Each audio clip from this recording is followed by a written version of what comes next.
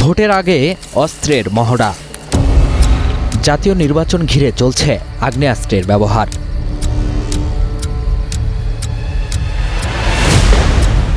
গণঅভ্যুত্থানে থানা থেকে লুটের অস্ত্র কাদের হাতে? সীমান্ত পেরিয়ে অহরহ ঢুকছে অস্ত্রের চালান। কারা যোগাচ্ছে এসব অস্ত্র? ব্যবহার হচ্ছে কোন স্বার্থে?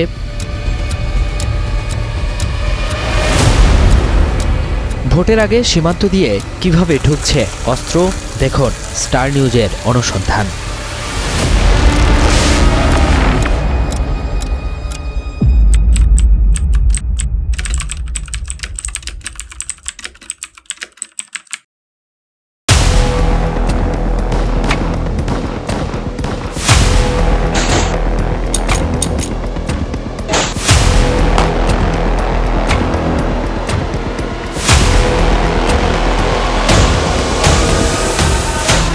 নির্বাচনের আগে একের পর এক গুলি করে হত্যার ঘটনায় বাড়ছে উদ্বেগ।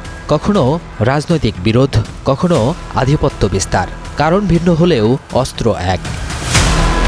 সবশেষ যার শিকার সাবেক স্বেচ্ছাসেবক দল নেতা আজিজুর রহমান মুসাব্বির।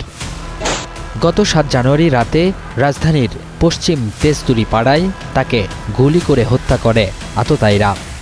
ভালো মন্দ ভুল ত্রুটির ঊর্ধ্বে আমরা কেউই না। ভালো দিক খারাপ দিক মিলাই আমরা সবাই। এখন যে একটা মানুষকে যে আমার ভালো নাও লাগতে পারে সেজন্য কি আমি মেরে ফেলবো?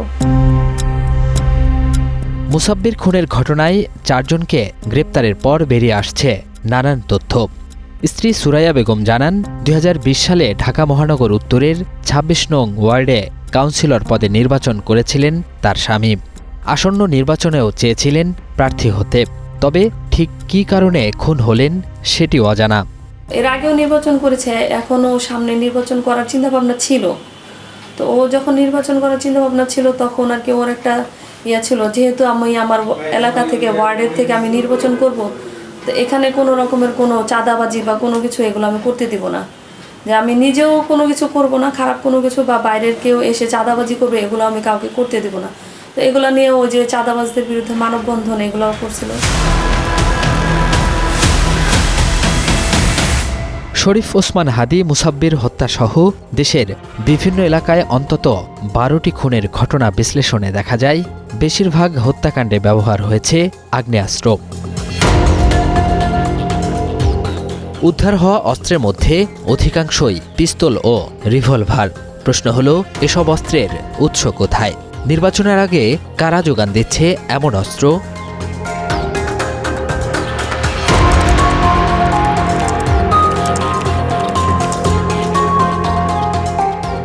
আমরা কথা বলেছি আইনশৃঙ্খলা রক্ষাকারী বাহিনীর সাথে। বিভিন্ন সোর্সের মাধ্যমে জানতে পেরেছি দেশে বেশিরভাগ অস্ত্র ঢুকছে সীমান্ত দিয়ে। ঠিক কতগুলো রুট দিয়ে আসছে এসব অস্ত্র তার সঠিক হিসাব না থাকলেও মূল চ্যানেল রাজশাহী, চাঁপাইনবাবগঞ্জ, নওগাঁ, দিনাজপুর, জয়পুরহাট, যশোর, কুষ্টিয়া, সিলেট ও সুন্দরবন। তবে সবচেয়ে বেশি অস্ত্র ঢোকার তথ্য মিয়ানমার সীমান্ত দিয়ে। স্টার নিউজের গন্তব্য সেখানে। মিয়ানমার বাংলাদেশের স্থলসীমানা মূলত নাফ নদী, পাহাড় ও জঙ্গল বেষ্টিত। এসব সীমানার বেশ কয়েকটি পয়েন্ট অরক্ষিত। সীমান্তের নিরাপত্তা পরিস্থিতি নিয়ে কাজ করতে গিয়ে বিভিন্ন সোর্স থেকে আরও কিছু তথ্য আসে স্টার নিউজের অনুসন্ধানী দলের কাছে। টেকনাফ থেকে বান্দরবানের নাইখংছড়ি পর্যন্ত নজরদারি থাকলেও দেশে ঢুকছে অস্ত্রের চালান।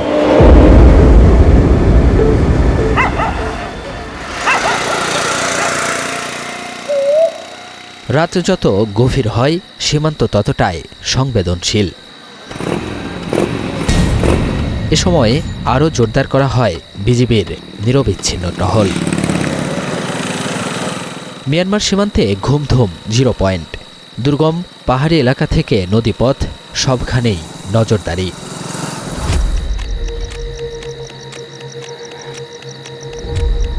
অস্ত্র ও মাদক চোরাচালান সহ যে কোনো অবৈধ অনুপ্রবেশ ঠেকাতে তীক্ষ্ণ দৃষ্টি। দেশমাতৃকাকে সুরক্ষিত রাখতে বাংকারি ঠিকানা সীমান্তের অতন্দ্র প্রহরীদের।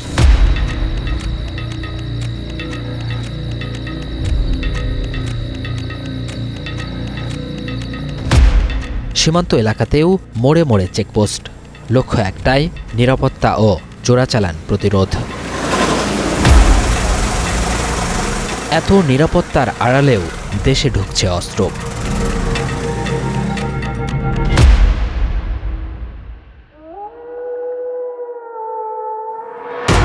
কোন পথে ঢুকছে অস্ত্র, কিভাবে হচ্ছে হাতবদল, এসব জানতে স্টার নিউজের স্থানীয় প্রতিনিধিকে নিয়ে একটি চক্রের অবস্থান জানার চেষ্টা করি আমরা। কথা হয় এক সোর্সের সাথে। আসসালামু আলাইকুম ভাই, ওই যে আপনি আসতে বলেছিলেন, আমরা তো ওখানে চলে এসেছি। একটা ইনফরমেশন হয়তো প্রশাসন জেনে গেছে, যার কারণে এরা চলে গেছে। আপনারা চলে যান, এরা অ্যালার্ট হয়ে গেছে।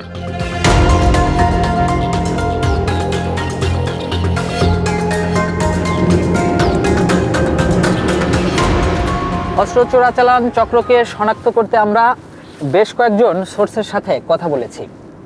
এই সোর্স থেকেও সাড়া মিলল না, তবে আমরা হাল ছাড়িনি।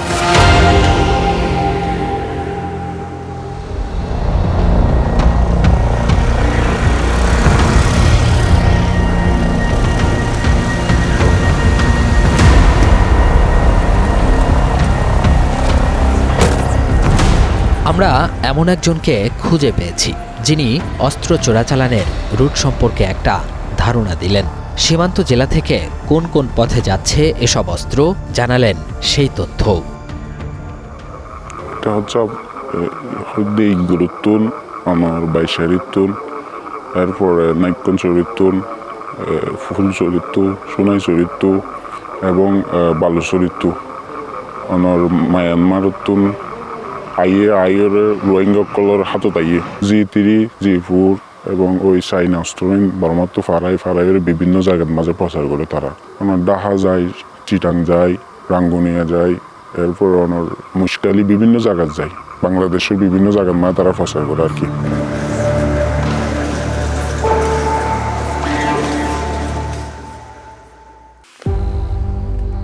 এসব অস্ত্র কেনাবেচার নেটওয়ার্কের গোড়ায় পৌঁছানোর চেষ্টা করি আমরা। এক পর্যায়ে আরেকটি সোর্স থেকে আরও কিছু তথ্য পাওয়া গেল। জিয়ার ঠিকানা অনরের ইঙ্গিত করি হই দূরত আফরিব টাইমে এগাই তার আইবার মতো সময় পাইছি। আর বেশিক্ষণ সময় নেই, অনার দূরত আইরে বেশি হই হুল্লাস নগরিবান নিজামত তাড়াতাড়ি আইরে আই জিয়ান ঠিকানা দিয়ে অনন্ত বাবা আইজন বই। এখন যিবা খবর পাই আই কিন্তু শনিকর হন যাইব, যদি একাগুর গিয়া শনিকে শুনি তাকিলে কিন্তু আরে মারি ফেলাইব। আপনার তথ্য গোপন থাকবে, কোনো সমস্যা নেই। এই তথ্যের সূত্র ধরে এবারের গন্তব্য বান্দরবানের নাইখংছড়ি সীমান্তে। রাত আনুমানিক 2টা। মধ্যরাতে আরও নীরব হয়ে ওঠে সীমান্ত পথ, যে পথ দিয়ে বিভিন্ন সময় ঢুকছে অস্ত্রের চালান।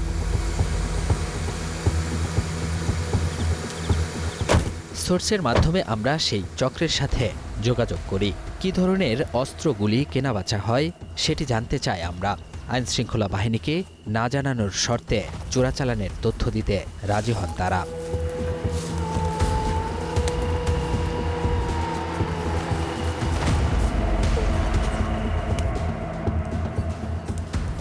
ওপারে মিয়ানমার আর এপারে বাংলাদেশ।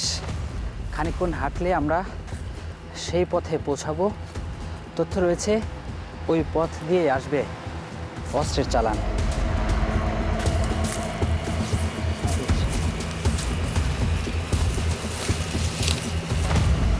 পাহাড়ি সেই রাস্তা ধরেই আমাদের এগিয়ে চলা। বেশ কিছুক্ষণ পর গহীন অরণ্যে দেখা হয় চক্রের 2 সদস্যের সাথে।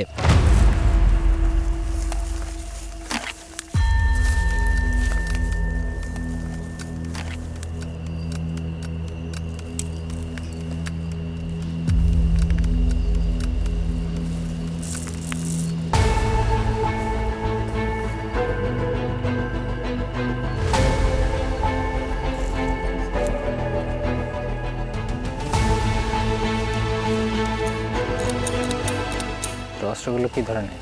এটা চাইনার। বাংলাদেশের টিয়ার বোধে 3.5 লাখ টিয়ার। 3.5 লাখ এটা? আচ্ছা। যদি বা অনেকে কিনতে সার দইলে জেনতে পাইও আরো হাসে অর্ডার দিলে হইল। ইগলদে মায়ের অরিজিনাল মায়ের মা ইগে হয় বাদে 2 লাখ টিয়া করি। ইগলদে থাইল্যান্ডের গোলদে 1.5 লাখ টিয়া মতো হইল। আইয়ে বর্মার তো ইন্ডিয়ান মাল আছে, থাইল্যান্ডের মাল আছে, বর্মা মাল শুধু মগবাগি আছে, মগবাগি নতো এদ্দে মালি ইটার আদা আছে বোর্ড দিলা অস্ত্র ব্যবহার করবো ইটার আর কিনি এরে মানুষের দিয়ে মানুষ দিয়ে কিনি এরা আনাই দিয়ে দিয়া। এটা কোন দেশে এটা? ইগলদে ইন্ডিয়া ইনলদে সব ধরনের ওঠু মাল সিঙ্গেল মারতে মারলে হারিবান আর ডাইরেক্ট অটো দি মারতে হলে হারিবান। একবার রুট করলে হইব, একবার রুট করিবা আর রুট গাড়ানো হইব। ইগলদে প্রতিবার রুট করি মারা হইব। কতগুলো আসতেছে এরকম? বট আইয়ে বড় আইয়ে ছোট আইয়ে লম্বা যে এরকম জিন্দিলা চা এনলে হয়। জানা গেল মিয়ানমার সীমান্তের বেশ কয়েকটি পয়েন্ট দিয়ে ঢুকছে অস্ত্র। সীমান্তে কড়াকড়ি থাকায় আরও গোপনে কাজ করছে চক্রগুলো। মিয়ানমারের কোন কোন সীমান্ত দিয়ে ঢুকতেছে? এই যে গিয়ার থেকে বালুর থেকে তারপরে ওই যে নাইকঞ্চুর থেকে অনেক জায়গাতে আসে। কিভাবে আসে কিভাবে? এভাবে আসে মানে কি ওই যে বিড়ি আরও পুঞ্জটার পাইনি এভাবে আমারও লোক আছে, লোক নিয়ে আসে আর কি। কতগুলো গ্রুপ কাজ করতেছে আপনাদের জানা মতো এখন? ওইখানে মাইমে অনেক লোক আছে আর এখানেও লোক আছে, এই দিয়ে কাজ চলে আর কি। সব দিয়ে কত 10-15টা গ্রুপ থাকবে এরকম না বেশি? আছে আছে অনেকগুলো লোক আছে। যে 0 পয়েন্টের তো ফারগারা, তারপর আছে ইন্তি ফারগারা, বিভিন্ন সীমা আছে সীমার তো ফারগারা আনে আরই আনি ভালো হলে বেচা কিনা করি দিয়ে দূরে দিয়ে। কোন কোন জায়গায় বিক্রি হয় এগুলো? কারা কারা নেয়? ইকের মানুষ বেশি লো ওরা ডাহার ইকের মানুষ সিটিং মানুষ কক্সবাজার মানুষ বেশি লো। আপনাদের মধ্যে ভয় কাজ করে না, আতঙ্ক কাজ করে না? বই করে বিডিবি আছে, পুলিশ আছে, রেফ আছে। এখন জিনিস যখন বিজারা হয়ে গেছে এখন তখন বিজারা মাল ওগুলো নিয়ে পাহাড়ে থাকতে হয়। আচ্ছা এখানে তো মানে বিডিআরে লাগাই দিবে, পুলিশেরও লাগাই দিবে, এই জন্য পাহাড়ে থাকতে হয়। মামলা কাঁধে নিয়ে অস্ত্র চোরাচালানে চক্রের সদস্যরা। তবে সুযোগ পেলে স্বাভাবিক জীবনে ফিরতে চান তারা। কথা প্রসঙ্গে জানা গেল অস্ত্রের ক্রেতা সম্পর্কে।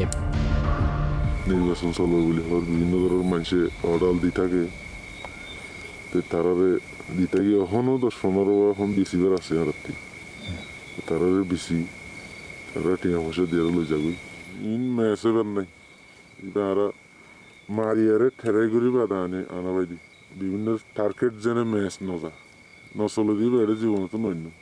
রোহিঙ্গা ক্যাম্পে ঢোকে না এগুলো? ঢুকে কি ধরনের অস্ত্র ঢোকে রোহিঙ্গা ক্যাম্পে? যেরকম লম্বা ছালিও আছে, বাড়ি ছালিও আছে, এই যে হাতে দিয়ে ব্যবহার করতে হলে ওইটাই আছে। আপনি জিন দিলে আনেন দিলে পাবেন, এখনো পাওয়া যাবে? এখনো পাওয়া যাবে। তো নির্বাচনের সময় কি ওখান থেকে কোনো অস্ত্র সাপ্লাই দেয় এরকম কিছু? আছে অনেকগুলো লোক আছে। অনেকগুলো নাম বলতে পারবেন 2-4 জনের? 2-4 জনের নাম তো বলা যাবে, তো অনেকগুলো বলতে হবে, এখন তো বলা যাবে না। তথ্য বলছে ভারতের পাশাপাশি মিয়ানমার সীমান্ত হয়ে উঠেছে অস্ত্র চোরাচালানের নীরব করিডোর। বাংলাদেশ মিয়ানমার সীমান্তের 271 কিলোমিটারের 14টি রুট দিয়ে অস্ত্র ঢুকছে বাংলাদেশে। এসব রুটের বেশিরভাগই অরক্ষিত।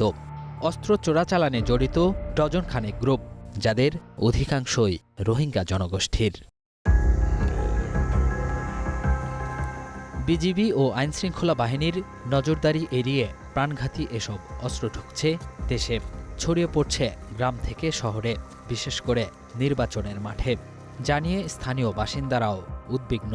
এখানে বিভিন্ন রাজনৈতিক দল কিংবা রাজনৈতিক ব্যক্তিরা এটাকে ইউজ করার জন্য চাইবে। ওদেরকে এমনও আমরা তো আতঙ্কিত এই কারণে যে একজন রোহিঙ্গাকে 5-10 হাজার টাকা দিলে একজন মানুষ মেরে হুট করে চলে যাবে। সীমান্ত জনপদের মানুষের স্বার্থে এবং নির্বাচনের সুষ্ঠু সুন্দর সুশৃঙ্খল নির্বাচনের স্বার্থে এই অস্ত্রগুলা উদ্ধার করা অতীব ফরজ এবং অতীব জরুরি বলে আমি মনে করি।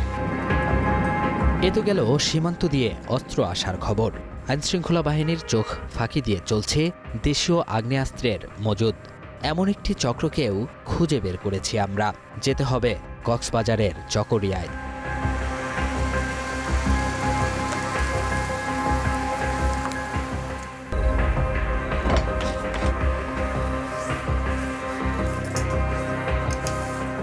চক্রের এই সদস্যের দাবি, ডাকাতি, দখল বাণিজ্য ও নির্বাচনের আগে প্রভাব বিস্তারে ব্যবহার হচ্ছে এসব অবৈধ অস্ত্র। এটা পাহাড়ের ডালার মধ্যে তৈরি হয় আর কি, চিটাঙ্গের লোকেরা, ঢাকার লোকেরা নিয়ে যায় আর কি কন্টাকে। বিক্রি হয় কত করে? বিক্রি হয় ধরেন 50-40। এর সামনে নির্বাচন আছে, এ কাজে ব্যবহার করে, বিভিন্ন কাজে ব্যবহার করে আর কি।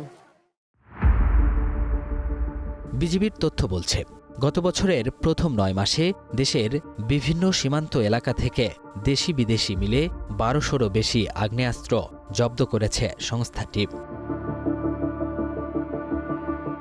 এখন প্রশ্ন হলো, কেন থামানো যাচ্ছে না অস্ত্র চোরাচালান? এসব বন্ধে কী পদক্ষেপ নিচ্ছে বিজিবি? এটা একটা জটিল সীমান্ত এবং মোরওভার এই মুহূর্তে সেখানে কোনো সরকারি বাহিনী নেই। একটি নন স্টেট অ্যাক্টর সেখানে কাজ করছে, যাদের সাথে আমাদের যোগাযোগের সমস্যা আছে, যাদের সাথে আমাদের বিনিময়ের সমস্যা আসছে। তো সব কিছু একটি বড় চ্যালেঞ্জ, কারণ যার সাথে আমি কন্টিনিউয়াস যোগাযোগ করতে পারি না তাকে আমার সমস্যা তো বলতে পারি না। তো now it's become a very big factor to stop the smuggling. নিরাপত্তা বিশ্লেষকরা বলছেন, সীমান্ত দিয়ে অস্ত্রের চোরাচালানে বাড়ছে নিরাপত্তার শঙ্কা। নির্বাচনের আগে যা আরও ভয়ঙ্কর হতে পারে। ইন্ডিয়া এবং মিয়ানমার এই ট্রাই বর্ডারে এখানে এস্টিমেটেড প্রায় 36টা সন্ত্রাসী বা মিসক্রিয়েন্ট গ্রুপ কাজ করছে। যদি সেইভাবে নিরাপত্তা বলয় গড়ে তোলা না যায়, তাহলে সামনের ইলেকশনে আমরা একটা বিশৃঙ্খল, একটা অস্ত্রবাজি ইত্যাদি আমরা দেখতে পারি। প্রতিবেশী দেশগুলোর রাজনৈতিক প্ল্যাটফর্ম ভিন্ন হওয়ায় বাড়ছে অস্ত্র চোরাচালান। রাজনৈতিক সদিচ্ছা বাস্তবায়ন না হওয়ায় নিরাপত্তা নিয়েও উদ্বেগ প্রকাশ করেন এই বিশ্লেষক। এইখানকার পলিটিক্যাল প্ল্যাটফর্ম তো তিন রকম। যেখানে 3 রকম পলিটিক্যাল প্ল্যাটফর্ম, সেখানে পলিটিক্যাল উইল কিভাবে কাজ করবে, এই জন্যে স্টেট পর্যায়ে পলিটিক্যাল উইল কাজ করছে না এই পরিস্থিতি সামাল দেওয়ার জন্যে, যার কারণে এই সন্ত্রাসী গ্রুপগুলা তারা এই সুযোগ সুবিধাগুলা নিচ্ছে। নির্বাচন ঘিরে এসব অস্ত্রের মহড়ার মধ্যে আরও বড় বিপদ হয়ে দাঁড়িয়েছে জুলাই অভ্যুত্থানে থানা থেকে লুট হওয়া অস্ত্র।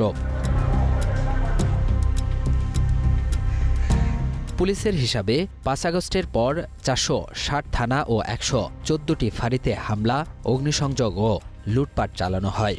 লুট হয় 11 ধরনের প্রায় 6000 অস্ত্র এবং বিপুল পরিমাণ গোলাবারুদ।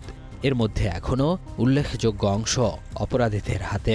প্রতিবেশী দেশ কিংবা আশেপাশের দেশ থেকে সেই কাজগুলো করা হতে পারে। তারা সন্ত্রাসী এবং অস্ত্র দুটোই হয়তো এই দেশে পাঠাবে। সেই ক্ষেত্রে নিরাপত্তা বাহিনীকে আরও তাদের মনোবল উঁচু করতে হবে সরকারকে। তারা যাতে সাহসিকতার সাথে দায়িত্ব পালন করতে পারে, দেশপ্রেমের মূল্যবোধে উদ্বুদ্ধ হয়ে। নাহলে আসন্ন নির্বাচনে আইনশৃঙ্খলা পরিস্থিতি তো সৃষ্টি হবেই, দেশের নিরাপত্তার জন্য এটা ঝুঁকিপূর্ণ হয়ে যাবে।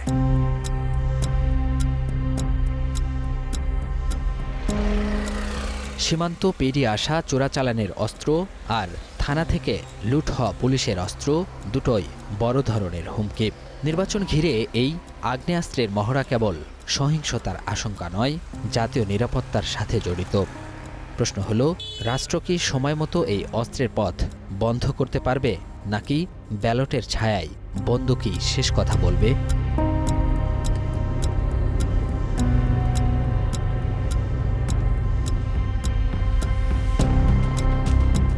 অনুসন্ধানের শুরুতে দেখানো সাবেক স্বেচ্ছাসেবক দল নেতা সেই মুসাব্বিরের পরিবারের কাছে ফিরব, যিনি কাউন্সিলর পদে নির্বাচনে লড়তে চেয়েছিলেন। একটা অনিশ্চয়তার মধ্যে কিভাবে চলবো বা কিভাবে কি করব, এখন ওটা বলতে পারতেছি না, কারণ জানা নাই তো কিভাবে কি করব। 3টা বাচ্চা পড়াশোনা করতেছে, ওদেরও একটা ভবিষ্যৎ আছে।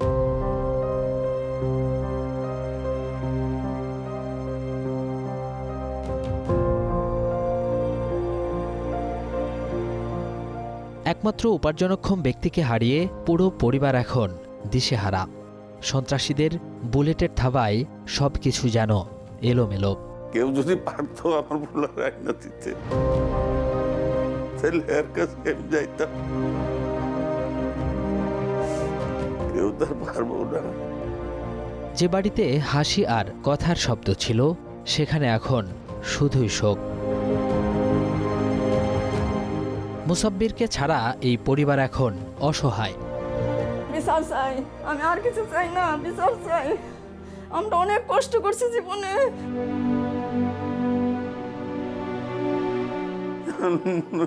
আমিও যাই।